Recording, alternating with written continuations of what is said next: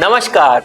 घड़ी में रात के 9 बज चुके हैं और वक्त हो गया है आपके पसंदीदा बुलेटिन प्राइम टाइम एट 9 का, जहां मिलती है आपको प्रदेश की हर ताजा खबर। आप देख रहे हैं बीबीसी राजस्थान और मैं हूं आपके साथ Nikhil.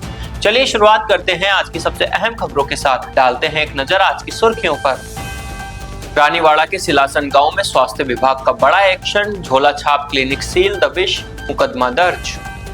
Anti narcotics task force का राज्यव्यापी महा ऑपरेशन, 7 जिलों में 7 बड़ी कार्रवाई व 8 ड्रग तस्कर गिरफ्तार। बीकानेर में करणी सेना और क्षेत्रीय सभा का प्रदर्शन, यूजीसी बिल वापस लेने की मांग, कलेक्टर को सौंपा ज्ञापन। 3 मिनट की देरी ने तोड़ा सरकारी शिक्षक बनने का सपना, बीकानेर में आरपीएससी परीक्षा केंद्र पर भावुक हुए अभ्यर्थी।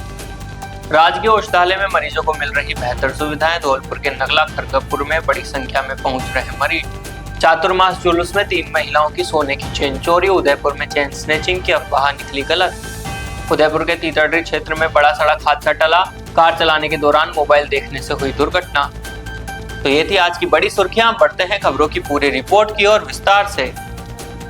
जालौर जिले के रानीवाड़ा क्षेत्र के सिलासन गांव में स्वास्थ्य विभाग और स्थानीय प्रशासन की संयुक्त टीम ने झोला छाप के खिलाफ बड़ी कार्रवाई की। ग्रामीणों की शिकायतों के आधार पर जब टीम सिलासन स्थित क्लिनिक पर पहुंची तो कार्रवाई की सूचना मिलते ही झोला छाप महेंद्र देवासी क्लिनिक बंद करके मौके से फरार हो गया। मौके पर पहुंची टीम ने अवैध रूप से संचालित क्लिनिक को तुरंत प्रभाव से सील कर दिया। विभाग ने क्लिनिक से बरामद आवश्यक दस्तावेजों की गहन जांच शुरू कर दी है। फरार झोला छाप के खिलाफ कानूनी धाराओं में मुकदमा दर्ज कर आगे की कार्रवाई की जा रही है। स्वास्थ्य विभाग ने ग्रामीणों से अपील की है कि वे योग्य डॉक्टरों से इलाज कराएं और ऐसे अवैध क्लिनिकों की सूचना तुरंत प्रशासन को दें। राजस्थान को नशा मुक्त बनाने के संकल्प के साथ एएनटीएफ ने एक साथ 7 जिलों में बड़ी कार्रवाई की। श्रीगंगानगर, पाली, उदयपुर, डीग, बाड़मेर, हनुमानगढ़ और बीकानेर में छापेमारी कर 8 तस्करों को गिरफ्तार किया गया। भारी मात्रा में डोडा, पोस्त, हेरोइन, गांजा और एमडी के साथ 4 वाहन भी जब्त हुए।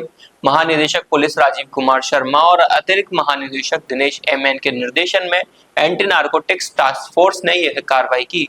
एएनटीएफ की टीमों ने स्थानीय पुलिस के साथ मिलकर 8 शातिर तस्करों को गिरफ्तार किया और तस्करी में इस्तेमाल 4 वाहन जब्त किए। श्रीगंगानगर के सूरतगढ़ में एनएच 62 पर झाड़ियों में छिपे पंजाब के हीरोइन सप्लायर राज सिंह के पास से 40 ग्राम हीरोइन बरामद हुई। पाली में थामली से आईचिया की तरफ भाग रही कार का पीछा कर 45 किलो 700 ग्राम डोडा पोस्ट के साथ तस्कर सुभाष सियाह को पकड़ा गया। उदयपुर के मंडावा में टिलरवा तिराहे पर 2 बाइकों पर जा रहे प्रकाश और वीरेंद्र सिंह से 8 किलो 300 ग्राम गांजा और दोनों बाइकें जब्त की गई। डीग के कुम्हेर में बोरई रोड पर सप्लाई देने जा रहे राजवीर सिंह और राजू से 2 किलो 15 ग्राम गांजा और मोटरसाइकिल बरामद हुई। बाड़मेर के गालाबेरी गांव में खेत में बोरड़ी के पौधों के बीच छिपा कर रखा 5 किलो 500 ग्राम डोडा पोस्ट जब्त कर आरोपी की तलाश शुरू की गई। हनुमानगढ़ के संग्रिया में 36 हेड बाईपास पर झाड़ियों में भाग रहे रमेश कुमार के पास 6.27 ग्राम हीरोइन मिली।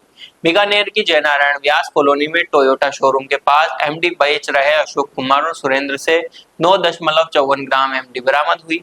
एएनटीएफ महानिरीक्षक विकास कुमार ने कहा कि नशा मुक्त राजस्थान के संकल्प के लिए यह मुहिम आगे भी जारी रहेगी। बीकानेर में यूजीसी बिल के विरोध में राजपूत करणी सेना और क्षेत्रीय सभा के कार्यकर्ता कलेक्टर कार्यालय पहुंचे। उन्होंने राष्ट्रपति के नाम कलेक्टर को ज्ञापन सौंपा और बिल को तुरंत वापस लेने की मांग की। करणी सेना के प्रदेश अध्यक्ष महिपाल मकवाना राजपूत ने पत्रकारों से बातचीत में कहा कि 13 जनवरी 2026 को लागू हुए इस कानून को वह काला कानून मानते हैं। उनका आरोप है कि सरकार ने कॉलेजों में कमेटियां बना दी है और सिर्फ सुप्रीम कोर्ट के स्टे हटने का इंतजार किया जा रहा है। मकवाना ने कहा कि यह कानून समाज को जातियों में बांटने का षड्यंत्र है और ये छात्रों के भविष्य के साथ कुठाराघात है। उन्होंने चेतावनी दी कि अगर कानून वापस नहीं हुआ तो करणी सेना 600 किलोमीटर की पैदल यात्रा कर जयपुर जाएगी।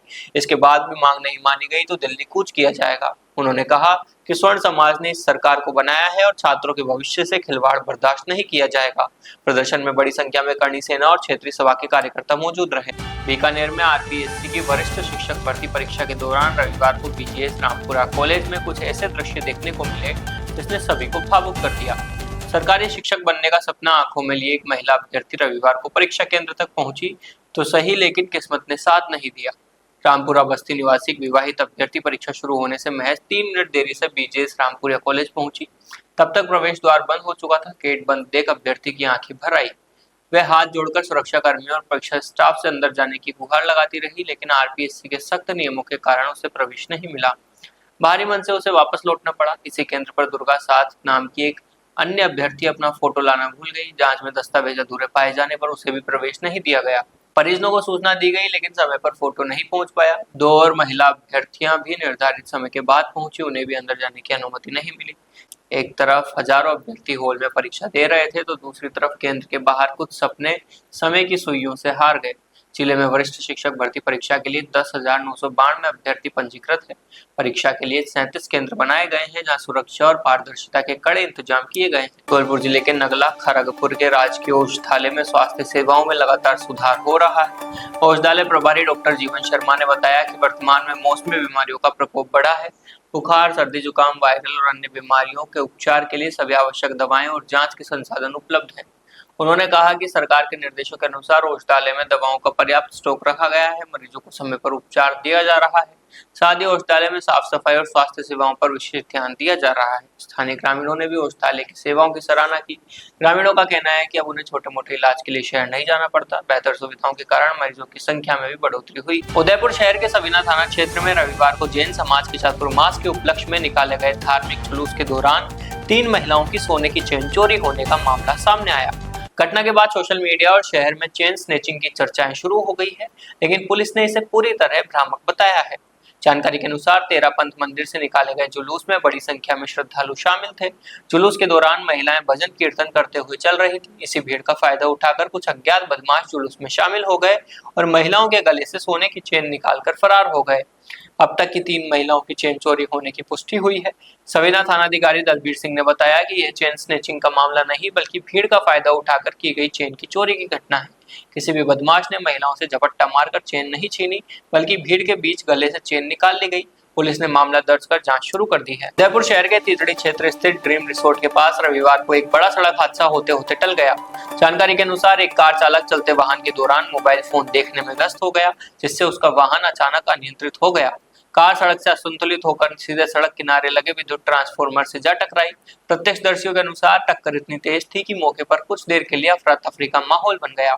आसपास मौजूद लोगों ने तुरंत घटनास्थल की ओर दौड़ लगाई और चालक को वाहन से बाहर निकाला। राहत की बात यह रही कि हादसे में चालक सुरक्षित बच गया और उसे कोई गंभीर चोट नहीं आई।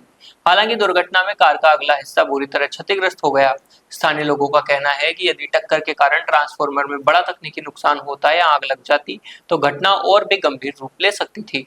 गनीमत रही कि समय रहते स्थिति सामान्य रही और किसी प्रकार की जनहानि नहीं हुई। घटना की सूचना मिलने के बाद स्थानीय लोग मौके पर एकत्र हो गए।